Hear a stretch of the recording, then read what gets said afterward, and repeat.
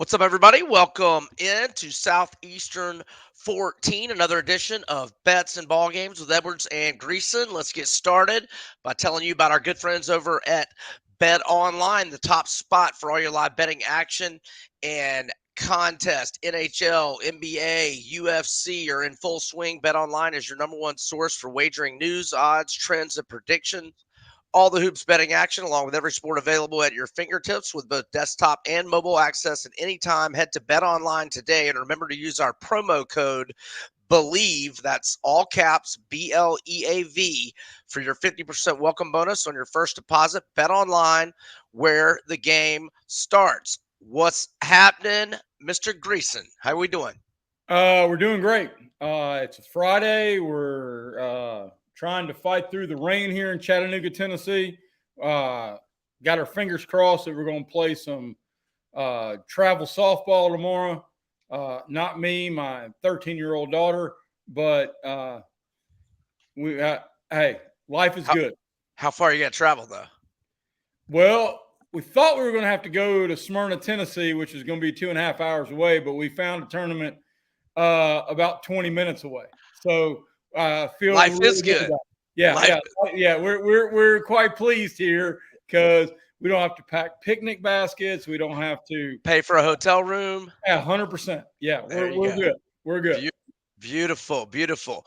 All right, so today is our Ole Miss Rebels football preview, but we're going to talk some other things before we get there.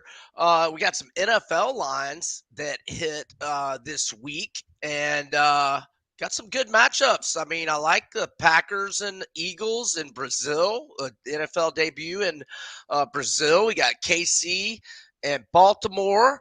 We got the Jets at the Niners in Monday Night Football. We got Dallas at Cleveland in the late afternoon slot for Tom Brady's broadcast debut.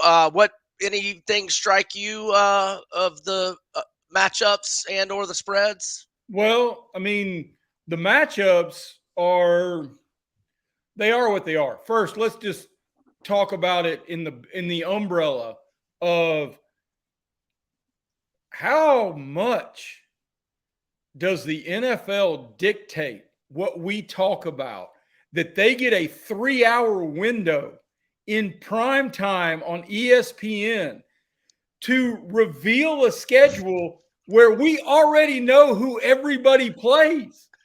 I mean, we're just now announcing who's traveling when.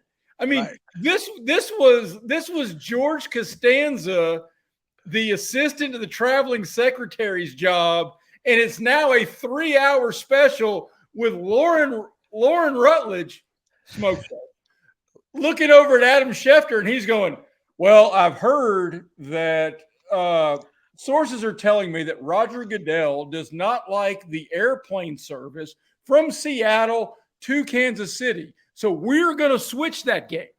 So, I mean, there is no breaking news with this, but it gets 3 hours. And you know what? Because the NFL is the king bee. There is no queen bee. The NFL is the king bee. They are the show. And yes, Lauren Rutledge, Gator Greatness, Smoke Show, no doubt about it.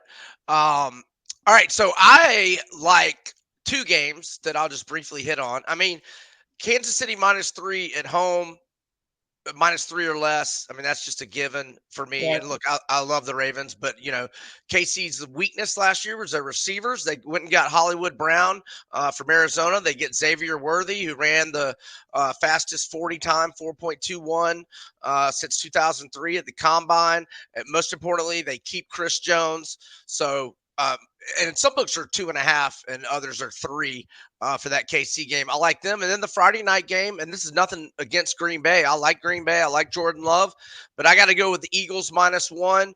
I like what the GM, Howie Roseman, did. I think him and Brad Holmes of Detroit are the best GMs in the business. Their secondary struggled last year. They go out, they get two best corners in the draft, in my opinion, and Quinyon Mitchell out of Toledo and Cooper DeJean out of Iowa, who can also return punts. And then I like their day 3. I think they got good players. I mean, Shipley is a nice little toy for Jalen, who can catch it. He can help on special teams as well. Anaya Smith, if he doesn't blow his knee out against Arkansas in 2022, he's not a fifth rounder. He'd probably be a second or third rounder. They get the legacy Jeremiah Trotter Jr., and they get Johnny Wilson, the receiver from FSU. If he didn't have the drops last year, he would have been a second or third rounder, but instead he's a sixth rounder. And then, they lose Jason Kelsey, and they lose Fletcher Cox. You lose leadership, and so you get a veteran voice in the locker room, Devin White, stud linebacker from the Bucks. Now, how much gas he's got left in the tank, we'll see. The captain of the secondary 2 years ago, C.J. Gardner-Johnson, you get him back after he spent a year in Detroit, and then you get Saquon. So I like what the Eagles did this offseason. I think they're ready for a good bounce back year after that just disastrous collapse. Love both those picks. And here's the other thing and yes, you're 100% right about the leadership void, because the Eagles draft better than just about everybody else in the NFL. Yep. And I mean, 2 years ago or 2 drafts ago, they led the league in sacks. Coming off the year where they led the league in sacks, you know what they did? They added more pass rushers. And you know why? Because you can never have enough. So the truth of the matter is they are tremendous in the front office in adding pieces. I also believe this. They realize what you and I as SEC fans know. Nobody has handled the transfer process better than Jalen Hurts. And that screams to leadership. Yeah. So yes, Jason Kelsey is now going to be on the ESPN set on Monday nights, he and his beard and whatever else, and making jokes about his brother dating Taylor Swift and God bless America. But Jalen Hurts is going to be that dude in the locker room. He's going to, it's 100% true. His dad's a high school football coach in Texas. He handled it perfectly under Nick Saban, getting pulled for Tua in a title game. Sat the whole year before going to Oklahoma and then becoming this guy. So no, I got full chips on the SS Jalen Hurts. No doubt. And he handled that situation with such class. And not only did he sit that year, he improved that year. Because we saw that in the SEC championship game when he got his chance when Tua went down. All right, so we got some NFL games on the board. Sounds like Jay and I both like the Chiefs and the Eagles. So do you want to jump into the portal thing? Or you want to talk about these coaching rankings? We can do either. Well, the one thing I am curious about, what is your expectation of Brady? As an analyst? That's interesting. I don't know that I even have one. I hope he's good, but Fox is paying him more than he earned. Yes. Fox is paying him more to talk football than he earned from all the other teams to play football. Yeah. And they signed him like 3 years ago. Yeah. And now we had the roast and right. And you know what? Greg Olsen was pretty damn good. And now, we're all going to watch. We were going to watch the afternoon time slot with Dallas anyway. But with Brady there, that may be the most watched regular season game in goodness knows how long, at least on a Sunday. I might have to leave this. I go to the sports bar so I can have all the TVs and whatnot. I might have to go home just to listen to him for the late session that day. What are your expectations for him? You think he'll be good? I think he's going to be terrible. It might be. Yeah. Yeah. I think he's going to be very robotic. I think there is, think about how long it has taken guys like Collinsworth or Peyton Manning or to get beyond just the connection of the guys in the game, and you don't want to criticize them. So, I get that, but I have very low expectations. Yeah. Yeah, and I haven't even really thought about it a whole lot, and yeah, he may end up bombing because he's still the GOAT regardless. But yeah. All right. So a little bit of portal news. Riley Kugel, the former Gator who had initially gone to Kansas, uh, backed out of Kansas and announced yesterday he is going to Mississippi State. I think that's a good get for the Bulldogs. And they also, as I'm sorry, they also got another guy yesterday, a Rhode Island transfer. Didn't have big stats, Jeremy Fumena, but he is a 6'11" dude. So Josh Hubbard and Riley Kugel, that's a pretty good backcourt. I love my guy Josh Hubbard, and White. We talked about midseason. They were very fortunate that he didn't hit the portal for some big bucks. They had to have come up from NIL money. Had to have. And here's the other part.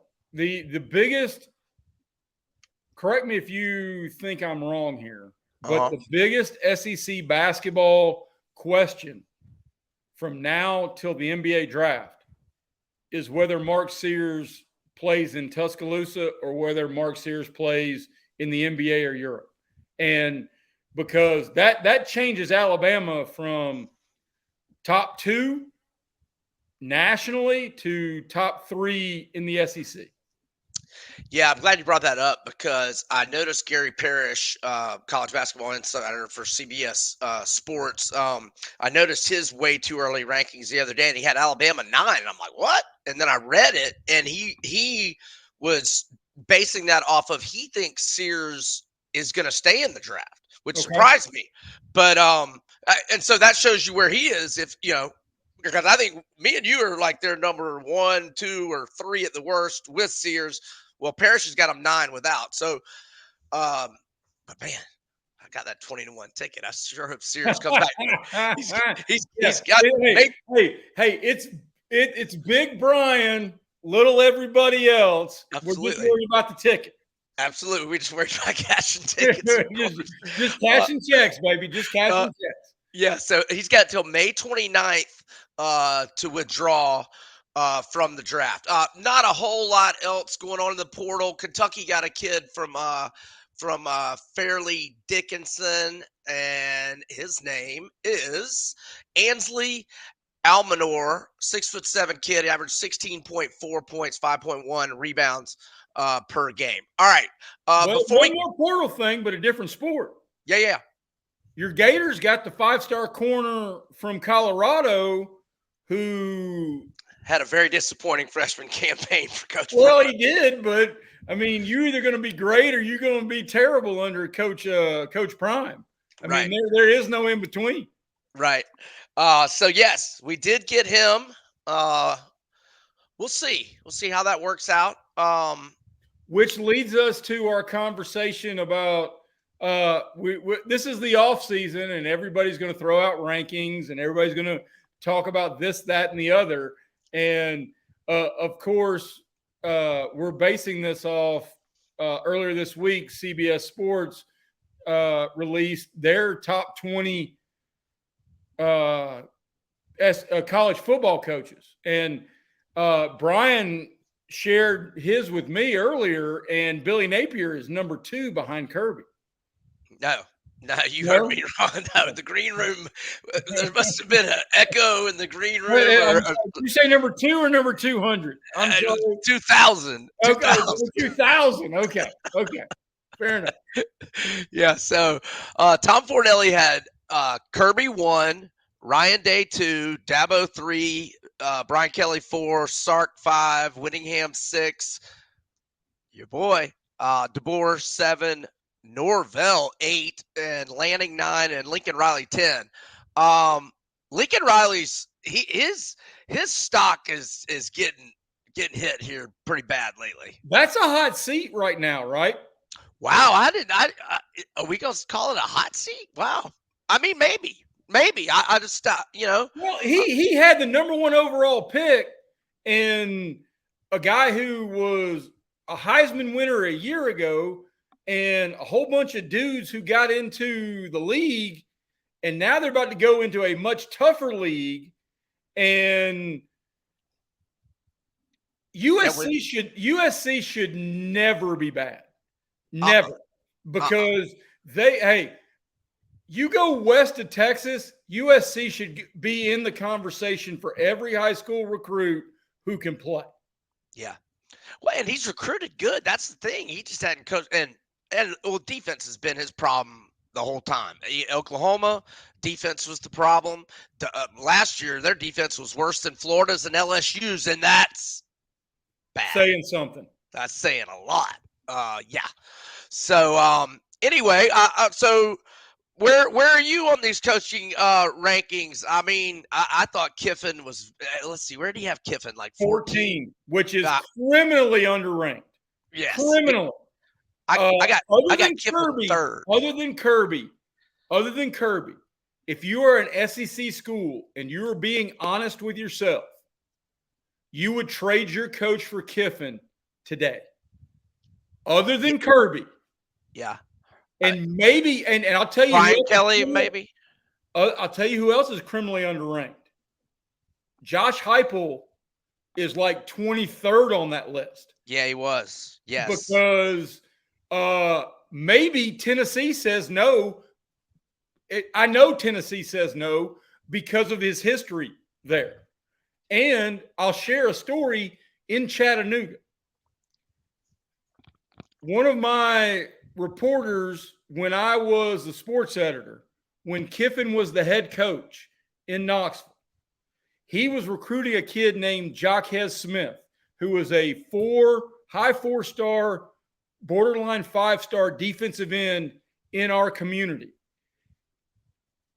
When our reporter got to the high school and was walking in the halls, Kiffin was sitting down with an eighth grader, drawing plays on his notepad, saying, here's how we do this. This was like an eighth grade football player who had a meaningful conversation with a guy who had not that long ago been an NFL head coach.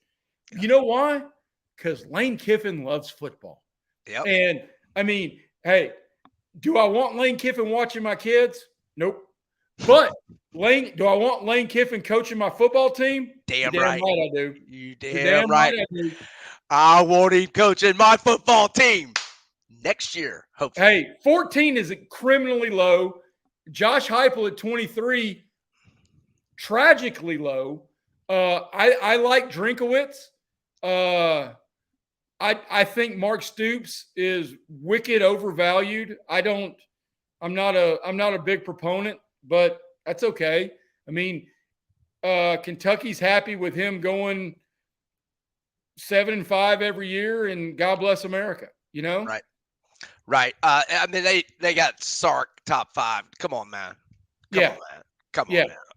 Come on. I mean, do you remember that year he was OC for the Falcons when we were the best offense ever between the 20s and we were the worst red zone offense to ever be in the NFL? Thank goodness we had that kicker that I loved, Matt. Oh God, he was so good because we got field goals every possession. All right, we're ready to go, Ole Miss. Let's go. All right, let's go with the Bet Online, our good friends. Here is their betting menu for the Rebels. So only one line game for game of the year. That's against Georgia. And Bet Online has Ole Miss as a 4.5-point underdog at a minus 105 price. Ole Miss to make the college football playoff, minus 125, risk 125 to win 100. To win the to win the CFP, 22-1. To win the SEC championship game, plus 650, and Georgia's plus 190 chalk there, Texas plus 310, and Bama plus 700, and Ole Miss. So power ranking wise for the SEC, at least in terms of Vegas numbers, Ole Miss would be third. Jackson Dart, 12-1 to win the Heisman. The over/under win total, which I am a big time proponent of the over, 9.5. If you like the over at Bet Online, you got to pay minus 135. If you like the under for them to go 9-3 or worse, it is a plus 105 return. Now, we do have a couple of other lined games, not from Bet Online, from another book that we will mention at LSU. Ole Miss is plus 2.5. And versus Georgia, +7. So if you like Georgia against Ole Miss, go bet it at Bet Online because that's -4.5 number. Whereas, and I think FanDuel's also got that number at like 5.5, and this one is 7 at DraftKings. And then Ole Miss at Florida.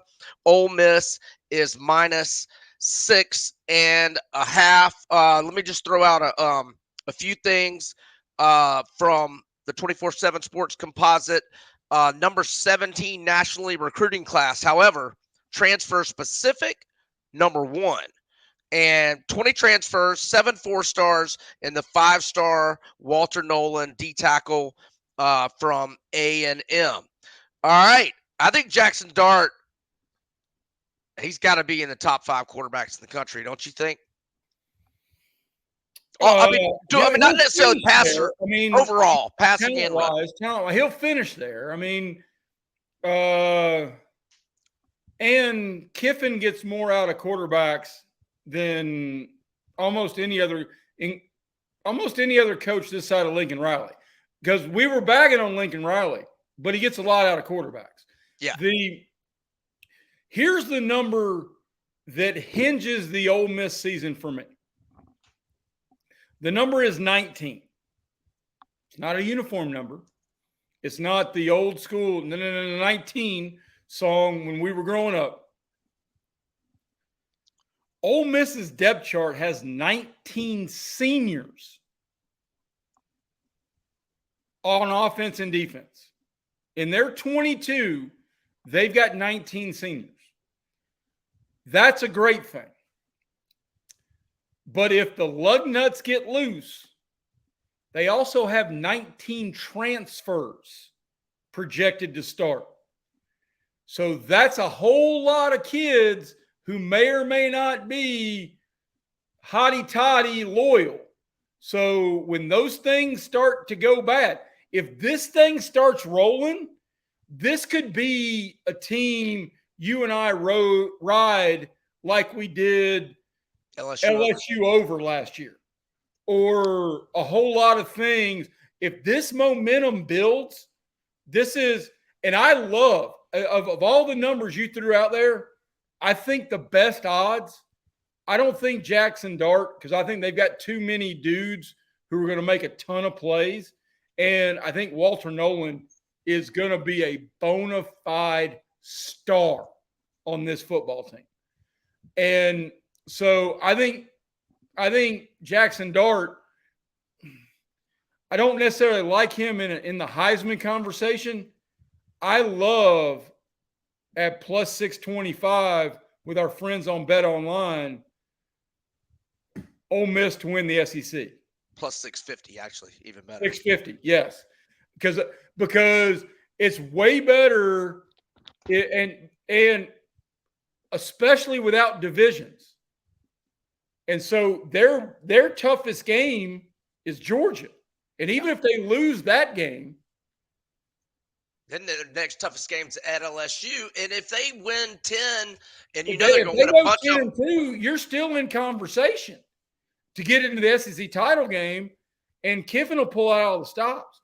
You're 11-1 in this league. You're in the title game. Yeah. And so, I mean, really, I mean, so outside of at LSU and the home game to Georgia, I mean, I think they're favored by at least a touchdown in every game. I mean, they're going to be double-digit favorites in a ton of these. Yes, and really, LSU. Do we trust Nussmeier?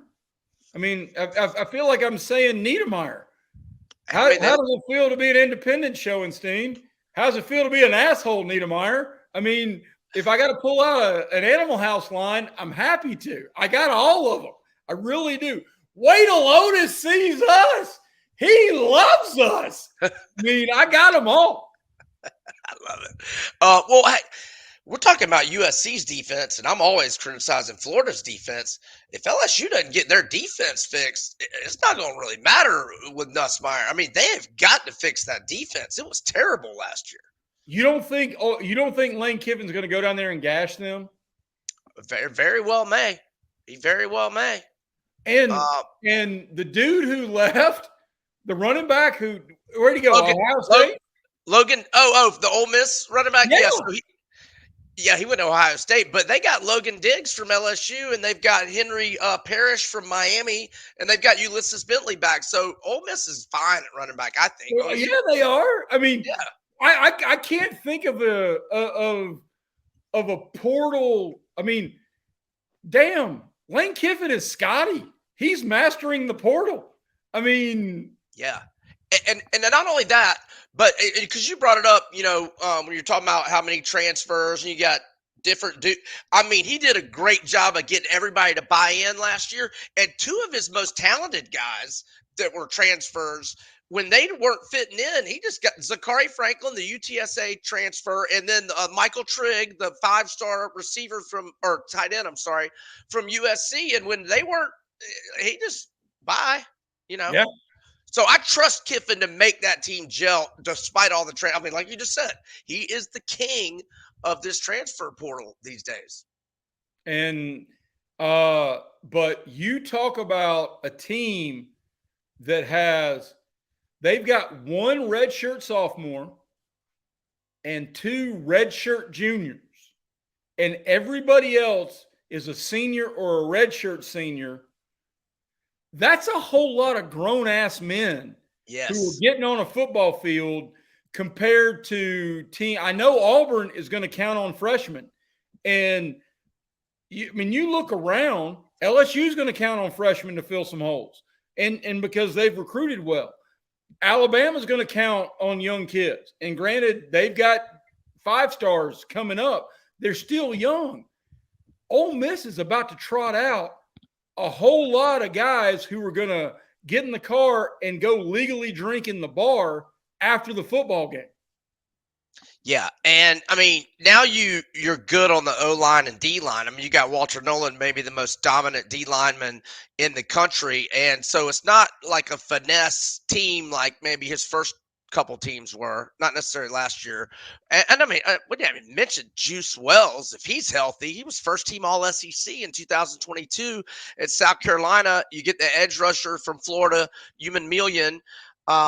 You also I mentioned the running. You get Chris Paul Jr., the linebacker from Arkansas. He's a 4-star transfer. You get Yam Banks, a 4-star transfer from South Alabama. I mentioned Logan Diggs and Parrish, the running back. Diggs was at Notre Dame, then LSU. Now he's at Ole Miss, and yeah, there's a lot. This is a big year. This is a huge year for Kiffin and Ole Miss because there are so many pieces on the chessboard. Yep. That this could be a natty or it could be the Liberty Bowl. Because if the wheels fall off, then the wheels are going to really fall off. Okay, well, so this is I kind of like got conflicting interest here because I want Kiffin to be the next Gators coach, Right. but I also want to win my over 9.5 bet. Well, no. I think over 9.5. If we're talking to our listeners, over 9.5 is the play. Oh yeah, without a doubt, without question, it's the play. But if I'm just talking about in terms of perspective and big picture, not only is over 9.5 the play, as I said earlier, I love it plus 650 an SEC championship game win. And because I love those odds a heck of a lot better, especially how you could fade that if they get to it compared to even money or minus money about just getting in the playoff. Because if you get to the title game, you're in the playoff. Yeah. So we mentioned like their toughest games. Let me just go through all of them. I mean, September, Furman at home, Middle Tennessee at home, easy W's at Wake Forest. Now, look, I love Clawson. He's a hell of a coach, but he doesn't have Sam Hartman anymore. That's a W. Georgia Southern at home, a W. Kentucky at home, W. At South Carolina, W. At LSU, we'll see. Then they get 2 weeks to prepare for Oklahoma. Let me see if Oklahoma gets 2 weeks to prepare. Oklahoma does not get 2 weeks to prepare, and Ole Miss does. So, yeah, Ole Miss takes care of that. They have struggled at Arkansas, but they're going to win at Arkansas. Then the Georgia game, we'll see. They get 2 weeks to prepare for the Gators while the Gators are in the middle of a murderer's row, and then they get the Egg Bowl at home. I mean, I just love over 9.5. Well, Absolutely. I mean, honestly, I only think there's one coin flip because I'm confident with them They going to win at LSU. LSU. Yeah. And Yeah, I mean, even if you are an LSU homer, right. then you've got two coin flips and you feel really good about 10, which is still north of 9.5. I mean, of all the over-under bets we're going to talk about over the rest of the summer, this may be my favorite. It is. It's my favorite for sure. For sure. In fact, it's the only one I've committed to so far. Although I haven't been able to bet it because my accounts don't have season win totals up quite yet, unfortunately. So let me ask you this. So if Ole Miss gets in the playoff, the Gators aren't getting Lane Kiffin, are they? I mean, like it's mid-December. I mean, the coaching carousel don't work like that anymore. I mean, you got to get it done the first week of December, don't you? You don't have to. I mean, you could be like Mal Moore, patience, and waiting for the Dolphin season to Well, end, and here, hey, greatest hire ever. one of the things that the coaching carousel was always about was addressing the recruiting cycle. Right. Well, the recruiting cycle has changed now because of Right. the portal. Yeah. So, and truth be told, if it's worth sacrificing a cycle to get the guy you think can be the guy, to go get the dude, then you know what? So be it. Right. And if you tell your recruits who have committed to a school and to a coach who you've already fired, per se, that, hey, we're going to get somebody you're going to be really happy with. Hold on, decommit, do whatever you want, but you've got a spot. We're going to get a bona fide dude. And I mean, Let me get your. Let me go ahead. Sorry. I think Kiffin's name is going to be white hot come the week after the Egg Bowl. Kiffin's going to be linked to every. Hey, I'll give you another one. Let Ohio State lose to Michigan again, and Ryan Day's going to be sitting on a hot seat. I mean, I think Ohio State fans will tell you he's on a hot seat right now. I mean, we're looking around, and I know Ohio State's had epic levels of success, but so has Kentucky and Calipari, and they just were happy to pack his bags and send him to Fayetteville. So, gang, the level of expectation only matches the level of production. So, I mean, Kiffin's name, let Kiffin be 11-1 going in the SEC championship game. I don't even know if Florida can afford him. And I mean this, he'll get another NFL shot. Ooh, that's interesting. Do you think he would want to go NFL? Maybe. Well, Yeah. you know what? He's having success in the portal. Who knows? I mean, I don't know what he wants to do, but that guy, hey, again, I'm not asking him to tend my lawn, but I want him to coach my football team. Yeah, me too. So, all right, let me present a couple scenarios to you. Ole Miss goes 9-3. They stumble somewhere and they lose to Georgia and LSU, and they have a hiccup in one of those games. Who knows? Um, he goes 9-3. Does Florida get him? Maybe. Well, here's the thing. Strickland, Strickland's a Mississippi State guy. I want Strickland to be fired by then, obviously. I don't know if Strickland would go after Kiffin. Strickland is not making our next head coaching decision. That can't happen. So let's say he's gone. Is Yeah, Whittingham never going to get a shot there? I don't know if I've ever told you this. I was told when Foley went to Austin to visit with Muschamp, his next stop was Salt Lake. He was going to visit with Whittingham, and Whittingham wanted the job, but he never got there because he offered it to Muschamp, and Muschamp took it. Well, I mean, we talked earlier about the coaching rankings, and Kiffin is criminally underranked at 14. I think Kyle Whittingham is underranked at 6. Yeah, you love Whittingham. I like him too. I like him a lot too. And he's a hell of a coach. No doubt. And he gets his boy back this year, Cam Rising, who is still questionable for the opener against Florida at home last year. Questionable. But, I mean, you want to talk about a team that really, they play hard, they play physical, and almost in every game, you think, it's Utah. And then they punch people in the face, and they overachieve almost every season. I mean, what more can you say about a coach than the collection of his pieces turns out better as a group than they are as individuals? Looking at Utah's transfers, he got Dorian Singer, a 4-star wide receiver for Cam Rising to throw it to.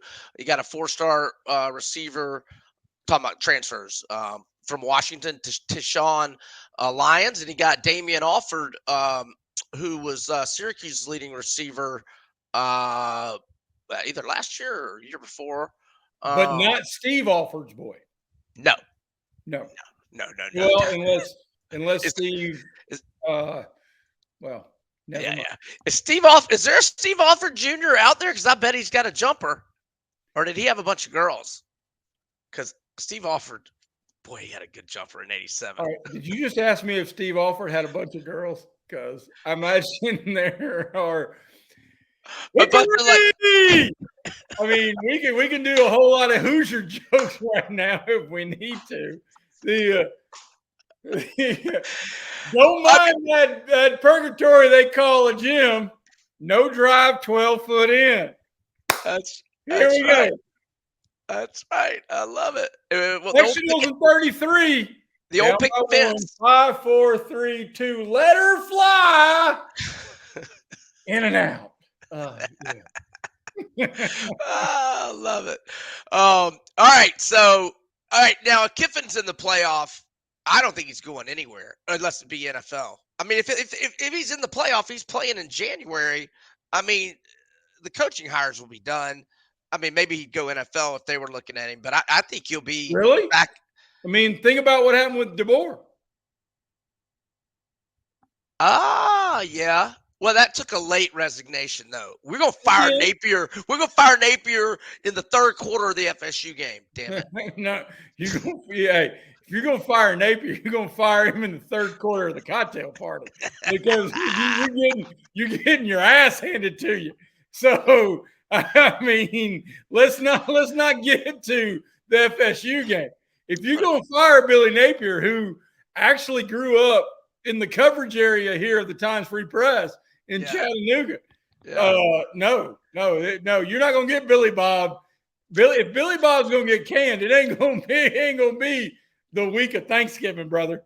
Man, we are such a mess, and we got to get rid of the athletic director like a long time ago. All right, okay, so we both love Ole Miss over. We both think, and you're gonna take a flyer on plus 650 at Bet Online to win the SEC championship game. Yes. I don't. The only play I have is over 9.5. Heavy. And I've backed there over the last 2 years and cashed them both. All right. I have no clue on the NBA tonight with Knicks Pacers. What about you? I have no clue. I have no clue whatsoever. My NBA gut has been borderline bulimic, to the point that I took Denver last night plus 2.5. So did I. And they lost by 45. Yes. Now, I was thinking Conley was not going to play. Now, I also didn't think Denver was going to quit. I mean, I didn't think Denver was going to, midway through the third quarter, say, all right, everybody, I mean, dear Lord, Ollie played.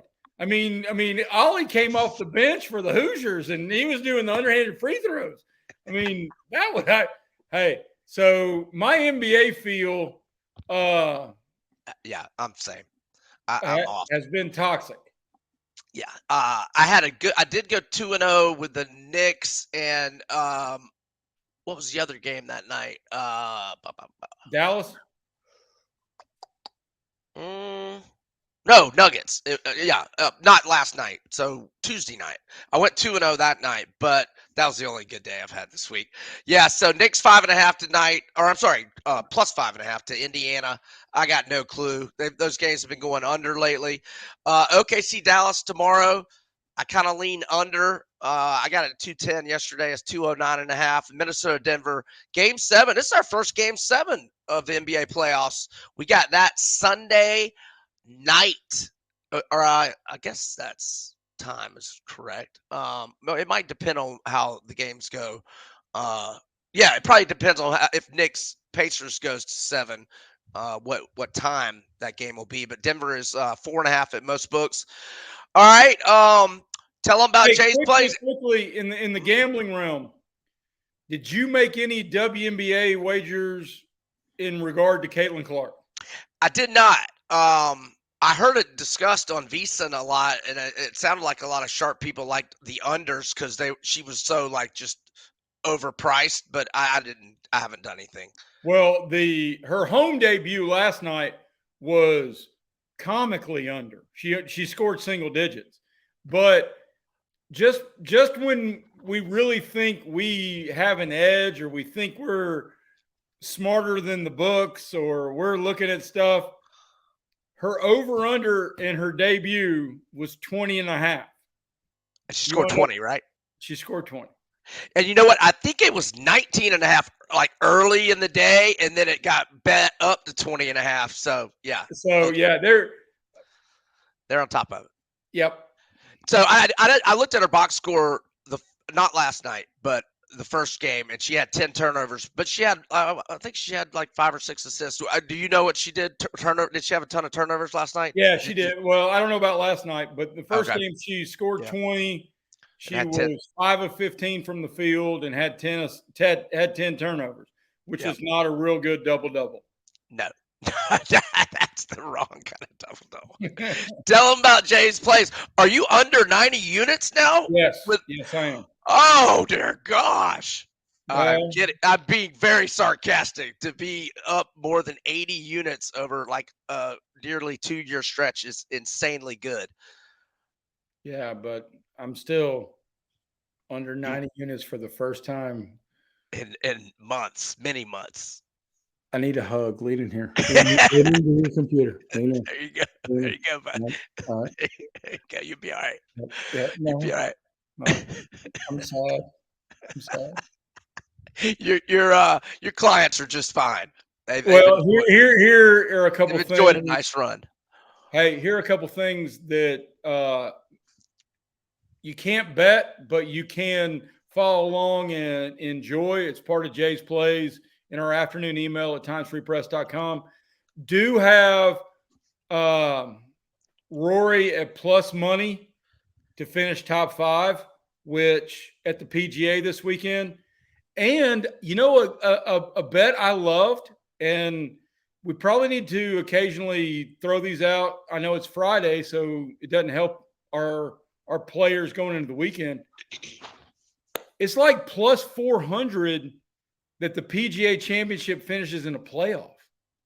And I love that prop bet because one of the things that's great about over-unders, like we talked about with Ole Miss and with golf bets, is you get the extended window of having juice over multiple days, or in terms of the over-under. In terms of Ole Miss, you've got money on Ole Miss every week without having money on Ole Miss. Right. Yeah. All right. So you can follow me on Twitter at Vegas B Edwards. I want to thank our good friends at Bet Online, Southeastern 14, Blake and Max for editing. You good? We good? I'm good. You good? I'm good. All right, ladies and gentlemen, thanks for joining us. And we look forward to talking to you next week. We'll break down the Longhorns of Texas next week. For Jay Greeson, I'm Brian Edwards. Bets and ball games. We're over and out.